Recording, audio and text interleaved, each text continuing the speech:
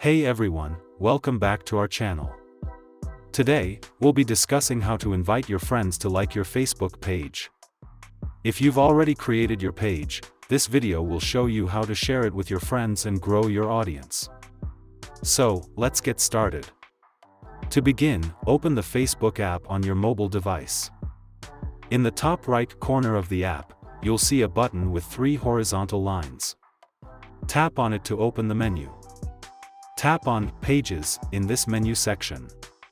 If you have more than one page, select the one you want to invite friends to like. On your page, you'll see a button that says Liked. Tap on the 3 dots icon next to it to open the Options menu. In the Options menu, you'll see an option called Invite Friends. Tap on it to open the invitation screen. On the invitation screen, you'll see a list of your Facebook friends. You can select 1,000 of your friends by tapping on this blue button at the top of the screen. Or, you can select specific friends by tapping on their names.